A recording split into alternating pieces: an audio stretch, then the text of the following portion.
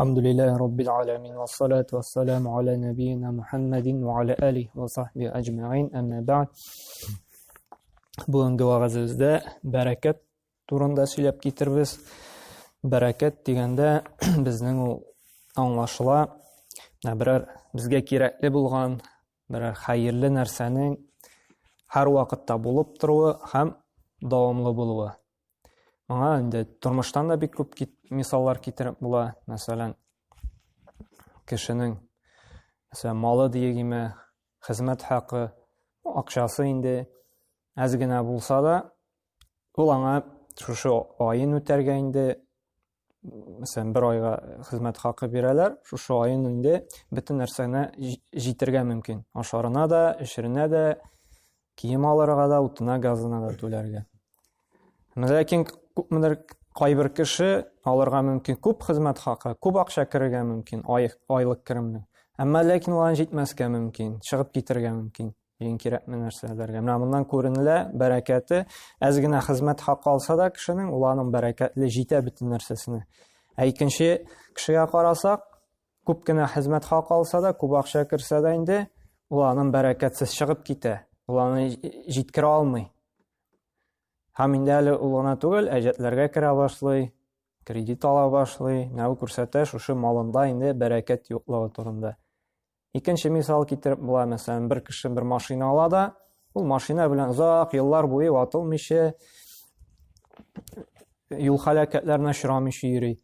Кайбер кеше ала, машинасы ватыла, анда юл һәлакәтенә очрый, тагы рәтли, тагы йөреп китә, тагын ватыла, бу күренә инде, менә бу бер кешенең инде машинасы Аллаһ Тәгалә бәрәкәтле биргән, бу кешенең инде икенче кешенең кайсының инде һәр вакытта да ватыла, аның Аллаһ Тәгалә бәрәкәтен бирмәгән инде. Менә ул бәрәкәт, менә шушы нәрсәң булса, сиңа кирәкле, хәерле нәрсәңнең һәр вакытта да булып тору һәм дәвамлы булуы. Инде дәвамлы булмый, бер була да бетә икән инде, бу күренә, бу нәрсәңдә инде бәрәкәт юк дигән сүзне аңлата инде. Яки мәсәлән вакытта бәрәкәт, кайбер кешенең инде бөтен кешегә дә бер үк төрле вакыт бирелгән бит, 24 сәгать, шулай бит. Әмма ләкин бар кешеләр шушы 24 сәгатьтә барысына да өлгерәләр, барысын да эшли алалар. Динен дә тота ул, дөньясын да алып бара ул. Балаларын да тәрбиялый, бөтен эшенә өлгерә. Шушы 24 сәгатьтә. Бар кешеләр күп нәрсәләргә өлгерми, вакыты җитми аның. Кешеләргә менә бу күренә, вакытында бәрәкәтлеге югын инде.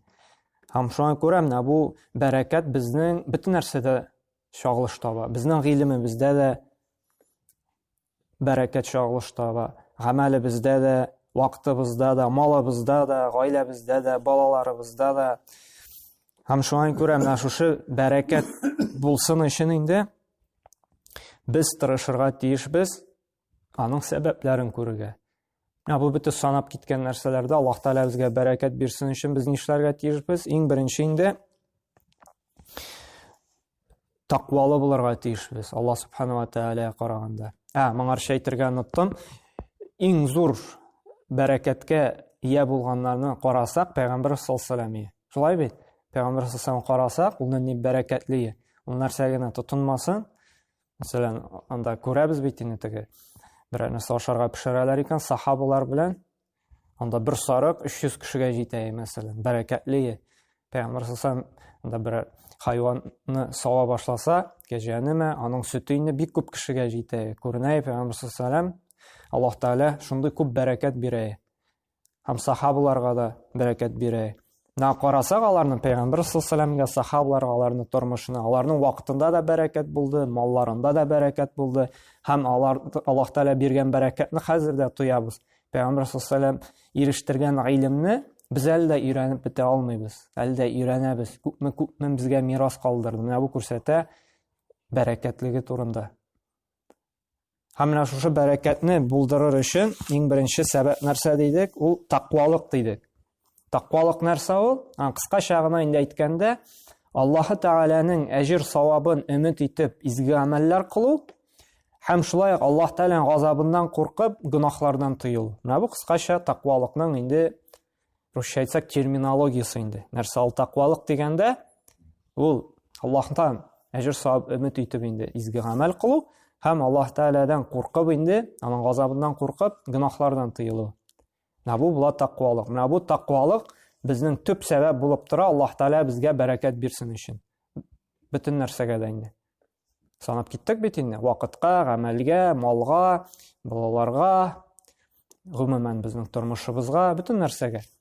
Һәм Аллаһ Субханаһу ва Тәгалә Куръанда әйтә, Араф сүрәсенең 96-нчы аятында: "Валау анна ахлал кура аману ваттақау лафатахна алейхим баракатин минас самаи вал арди." Нәрсә Аллаһ Субханаһу ва Тәгалә берәр җирлектәге кавым инде Аллаһ Тәгаләгә иман китерсә ди, һәм тақвалы булсалар иде, без аларга күкләрдән һәм җирләрдән бәрәкәт бирер идек ди. Аллаһ Субханаһу ва Тәгалә әйтә. Әгәр дә без аңа иман китерәбез икән, тақвалы булабыз, ничек инде изге гамәлләр кылабыз икән, гөнаһлардан тыелабыз икән, Аллаһ Тәгалә нәрсә ди? Күкләрдән һәм җирләрдән сезгә бәрәкәт бирер, бәрәкәтләр иңдерер ди.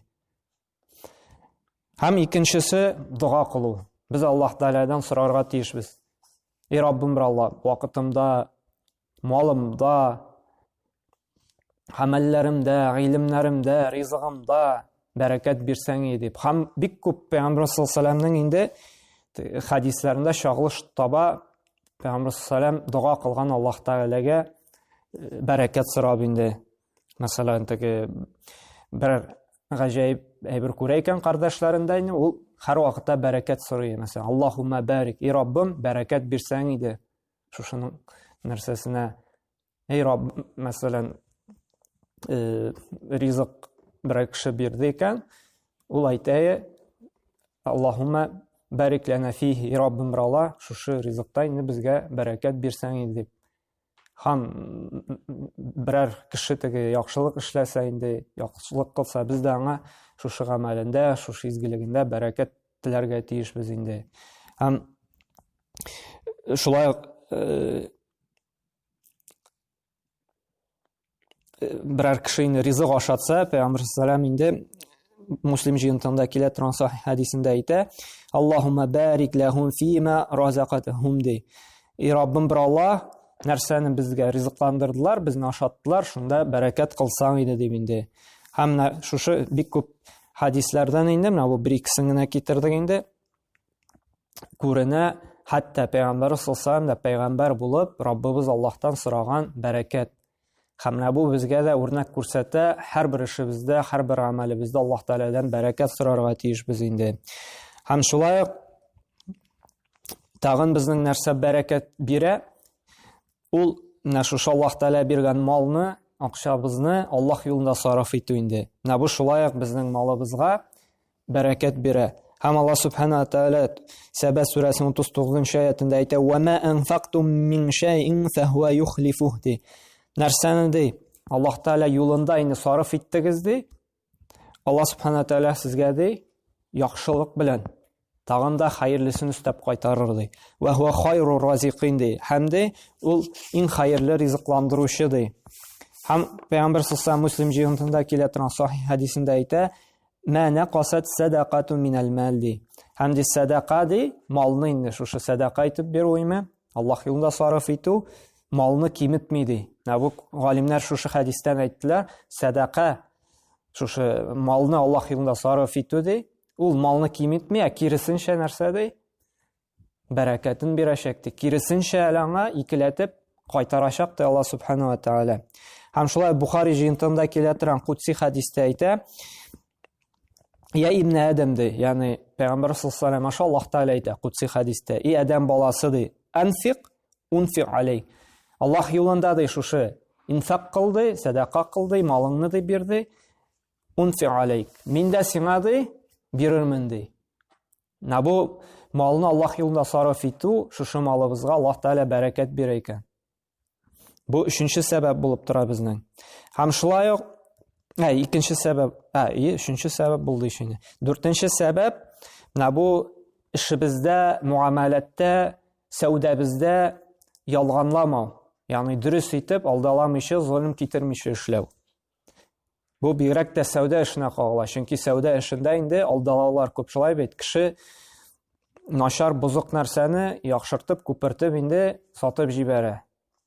моның белән инде сатып алучыга зыян китерә. Чөнки монда инде Пәйгамбәр искәртеп әйтә шушы сәүдә муамалат мәсьәләсе. Чөнки кибеттә, базарда, сатып алуда алдалаулар бик күп. Кеше керем алам дип, кешене алдалый, зыян китерә. Һәм Пәйгамбәр саллаллаһу әйтте, Бухари җыентында килә торган сахih хәдисендә: "Фаин садаqa ва байяна бурика лахума фи бай'ихима." Әгәр дә ди шушы сату алуда ди дөрес ялганламыйча инде ачык рәвештә сатылса ди, мәсәлән, бер товар дигән ул аңлатып бирә икән, кимчелеге бар икән, шушындый кимчелекләре бар инде. Кимчелеге юк икән, бите яхшы сыйфатларын сыйфатлый да әйтә. Әгәр дә шушы сатканда инде сатучы ди, бөтен ялганламыйча дөресен сөйләп сата икән ди, Аллаһ субхана ва тааля шушы сатуда, сәүдәсендә бәрәкәт бирәчәк ди. Ва ин казаба ди ва катама мухиqat баракату бай'ихима ди. Әгәр дә ялганласа ди, һәм яшерсә ди, шушы инде ниен кимчелеген, шушы товарның дигәндә Аллаһ Тәала шушы сәүдәсеннән бәрәкәтне алачак ди. Бар бит безнең күп кенә сәүдәгәрләр эшен башлыйлар да, алдалыйлар, бөгештерәләр дигәндә, начар сыйфатларын яшерәләр һәм күпмедер вакыттан соң эшли алмыйлар, эшләре китми. Чөнки Аллаһ Субхана ва Тәала нәрсә ди? Бәрәкәтне ала ди. Шуңа күрә менә бу инде кем бигрәк тә сәүдә эше белән шөгыльләнә, әгәр дә алдаламыйча, дөресен сөйләп эшли икән, сата икән, Аллаһ Тәала аның шушы сәүдәсенә инде бәрәкәт бирәчәк инде. 5нче сәбәп ул иртәнге вакыт. Иртәнге вакытта эшләнгән эшләр, кылган гамәлләр ул бөтенесе дә бәрәкәтле. Һәм Пәйгамбәр саллаллаһу алейһи әйтте, Имам Ахмад җыентында килә торган инде сахih хәдистә: "Аллаһумма барик ли уммати фи букуриха." И Раббым ди, минем өммәтенә ди, иртәнге якта бәрәкәт бир ди.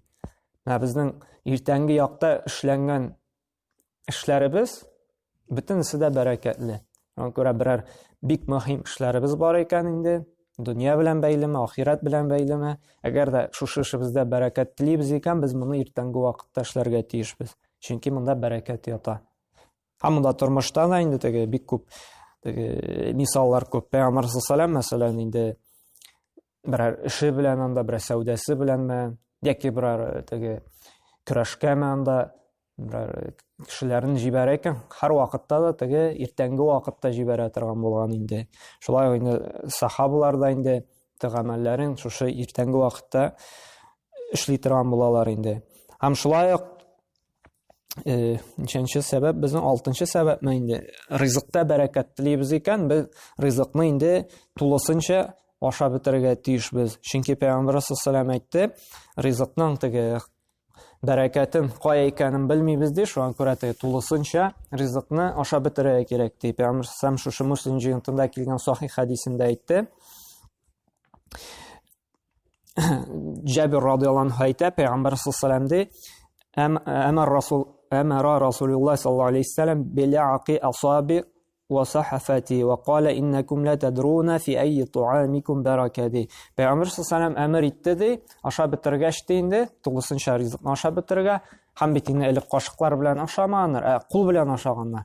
Һәм шул кул белән ашагач та Пәйгамбер эмир etdi di, шушы кулларыбызны, бармакларыбызны инде ризыкларны ялап битергә кушты. Ни өчен ди? Чөнки ди, сез ди белмисез ди, ризыкның кайсы җирендә шушы бәрәкәт булуын ди. Шуңа күрә ризыкны тулысынча ашап бетерергә кушкан. Әгәр дә без шушы ризыгыбызда бәрәкәт булуын телибез икән, без ризыкны инде тулысынча ашап бетерергә тиешбез инде. Һәм инде иң соңгы сәбәп, бөтен нинди генә гамәлгә дә бәрәкәт телибез икән, ул нишләргә тиешбез? Истихара намазы укырга тиешбез инде. Ишеткәнебез бардыр инде, аның үзенә хас булган инде дугасы бар. Бу безнең теге дуга китапларында килә инде, һәм моны алып тормыймыз, чөнки ул зуррак, вакытны күп алачак. Истихара дугасы дип дуга китабыннан алсак, истихара дугасы, истихара намазы инде. Мәсәлән, кешенең әйтик, берәр эш эшлисе килә ди. Һәм ул уйлый ди, бу эштә хәерлелек бармы, юкмы? Эшләп миңа файда буламы, юкмы? Шикләнеп тора икән. Бу кеше шушы тәһарат алып, 2 ракат истихара намазы укып, сәлам биргәч, шушы истихара намазын укып, Аллаһ Тәгаләдән хәерлесен сорарга тиеш. Әгәр дә ул хәерле була икән инде, Аллаһ Тәгалә шушы эшендә бәрәкәт бирәчәк. Чөнки дуаның кайбер мәгънәсе ничек анда? И Раббым бер Аллаһ, син белүче, мин белмим. Әгәр дә бу эш хәерле икән, моны миңа җиңел әйт. Әгәр дә бу эш миңа хәерсез икән, начар икән, мине моннан ерак әйт. Кыскача кайбер мәгънәсе шушы дуаның. Яки кеше бераз сәүдә ачмакчы була ди, сәүдә эшен. Әгәр дә ул аңа хәерле икән, шушы дуаны укый да инде, Аллаһ Тәгалә тәвәккәлли. Хәерле була икән, Аллаһ Тәгалә җиңеләйтә, эшен инде җиңеләйтеп уңыш бирәчәк инде. Әгәр дә инде ул аңа хәерсез, ул аннан ерак әйтәчәк. Яки кеше яшьләр мәсәлән өйләнергә йөри икән инде, бу кыз аңа хәерлеме, юкмы, истихара намазын укый икән, әгәр дә ул аңа хәерле булса, Аллаһ Тәгалә җиңеләйтәчәк, өйләнәчәкләр. Әгәр дә инде ул аңа начар була икән, ул аңа ерак әйтәчәк. Яки эшкә керәсе килә диме берәр кешенең инде. Шушы эш хәерле була икән, шушы истихара намазларын укып, шушы дуаларны укып, инде Аллаһ Тәгаләдән сорый. Әгәр дә инде Аллаһ Тәгалә инде бу бәндәсенә хәерлек теләсә, бу эшне аңа җиңеләйтәчәк, бирәчәк инде. Әгәр дә хәерсез булса, ул аннан ерак әйтәчәк. Шуңа күрә менә безнең генә эшебездә, гамәлебездә, гомумән нәрсә эшлисебез килә икән, шикләнеп торабыз икән, бу эш хәерле буламы, хәерсез буламы, бу эштә бәрәкәт буламы, юкмы, менә без истихара намазын укырга тиешбез. 2 рәкать намаз укып, шу истихара намаз дугасын кылып инде Аллаһ Тәгаләдән сорарга тиешбез. Менә бу дугада инде бәрәкәт бирәчәк. Менә бер мисал китерәс килә, истихара намазы дигәннән, безнең бит Кураннан кала икенче иң сахих хадислар җыентыгы бар бит, Бухари җыентыгы. Менә бу Имам Бухари шушы җыентыкка бер хадисны языр өчен бер истихара намазы укый торган булган. Запкана карагыз, анда 7000 дә күпме хадис шулаймы? Имам Бухари 7000-нән артык истихара намазы укыган. Бу бит инде хадис язу үзе бер хәерлелек, монда бит инде сорап та, уйлап та торасың, тотасың да язасың, чөнки бит инде Пәйгамбәрбез саллаллаһу алейхи ва сәлламның сүзе, шулай бит. Нинди изге гамәл. Ләкин ул бәрбер истихара намазын укый торган булган, бәрбер Аллаһ Тәгаләдән сорый торган булган. Имна галимнәр әйтә, шушы истихараны шундый хәерле гамәлгә дә укыганга күрә Аллаһ Тәгалә шундый бәрәкәт биргән.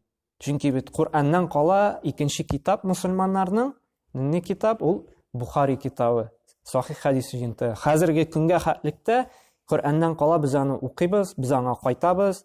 Һәм инде хәзерге көнгә бөтен мусульманнар да Бухари, Имам Бухарины беләләр. Менә бу күрсәтә бәрәкәте турында.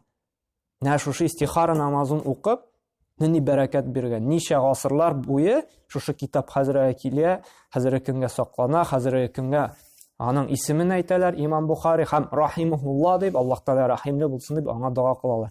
Менә бу истихара намазының нинди бәрәкәтле, нинди хәерле намаз дуа икәнен күрсәтә бу. Шуңа күрә нинди эш эшләргә телибез икән, уйлыйбыз икән, шикләнеп торабыз икән, нәрсә эшләргә белмичә, менә шушы инде намазны укып, шушы дуаны укып, Аллаһтан сорарга тиешбез инде. Аллаһ Тәгалә безгә күрсәтәчәк. Хәерле булса инде. Аннары бәрәкәт дигәннән бер тормыштан мисал китерәсе килә, әле менә искә төште. Шулай бер таныш кеше бар инде. Сөйләшеп киттек тә инде шулай бәрәкәт турында дип инде. Бу сөйләйне теге, дингә хәтлек булган вакытта намазга басканчы ди. Менә ди бәрәкәт дигәндә шундый бер кызык ди, гыйбрәтле хәл үземә алдым әле ди үз тормышымнан ди. Менә ди намазга хәтлек харам эш белән шөгыльләнәм ди. Хәмерләр сатайым ди инде, шундый ярамаган, Аллаһ Тәгалә тыйган эш белән шөгыльләнәм ди. Һәм бик күп акча эшлим ди. Анда 200 меңнән артып китә инде. Айга кергән керем ди инде. 200 меңнән артык ди инде. Һәм ул әйтә ди, шунсы кызык ди, менә бу кергән зур акча ди. Ничек итеп керде ди, шулай ук чыгып китә минем ди, яман тиз ди. Анда юл фаҗиасына очрап ди, машинаны ремонтлатасы була, я тик торганда машина ватылып китә ди, берәр запчастьны алмаштырасы була ди. Я ди туганым, я үзем авыртып китә ди, больниска даруларга акча китә ди. Я бик күп итеп штрафлар килә иде миңа ди. Менә шулай итеп акча күп итеп керә, күп итеп чыгып китә ди. Һәм уйлана Аллаһ та тәүфик бирә инде, теге дингә килеп намазга басып инде тәүбә кылып бите шушы харам эшләрне калдырганда һәм хәлал эш белән инде шөгыльләнә башлаган, эшли башлаган, и күп аңхатлык зур акча эшләмим ди, әмма ләкин ди анда 30-40 мең ди инде күп булганда 50 мең инде ди кирим керә ди, әмма ләкин шушы әз генә акча ди, ул кеше микъдарында инде, әз акча инде, бөтен нәрсәгә җитә ди. Һәм кала иде әле димим ди. Хәзер калып та бар әле, әзрәк җыела әле ул инде. Менә бу аңладым ди, бәрәкәтнең нәрсә икәнен ди. Күп итеп керә иде акча, күп итеп чыгып китә. Әз итеп керә ди, һәм бәрәкәтле кала ди. Әлхәмдүлилләh ди, теге авыртмыйбыз да инде ничә ел ди, теге машинада ватылмый ди, юл фаҗигасына да очраган юк ди, Аллаһның рәхмәте ди, авыртмыйбыз да ди. Менә шушы акча бөтенесе кирәгенә генә җитеп бала, әле әзрәк калып та бара ди. Менә бәрәкәтнең төшенчәсен аңладым ди. Шушы Аллаһ Тәгалә биргән гыйбрәт белән ди инде. Һәм чынлап та тормышыбызга карап, теге русча әйтсәк инде, анализ ясасак, анализировать итсәк тормышыбызны инде хисап кылсак үзебезгә, менә шушы бәрәкәт турында инде, моннан инде күп кенә нәтиҗәләр ясап була. Безнең вакытыбыз, гамәлләребез, гыйлемебез, малыбыз бәрәкәтлеме юкмы инде. Һәм Аллаһ Субханаһу ва Тәгаләдән сорыйбыз инде һәрберебезгә дә Аллаһ Тәгалә малыбызга, вакытыбызга, гамәлебезгә, гыйлемебезгә, эшебезгә бәрәкәт бирсен иде инде. Аллаһ Субханаһу ва Тәгалә ул бәрәкәтне безгә алмасын иде. Аллаһ Субханаһу ва Тәгалә генә бәрәкәт бирүче, Аллаһ Тәгалә генә бәрәкәтне алучы. Аллаһ Субханаһу ва Тәгалә инде шушы тақвалы бәндәләрдән булып, шушы бәрәкәт бирүче сәбәпләрне кулланып инде, аны тормышыбызда кулланып яшәргә тауфик хидаят бирсен иде. Субханакаллаһу бихамдика ва ашһаду ан ла илаха илля анта ва астагфирука ва атубу илейк. Бирахматика я архамар рахимин.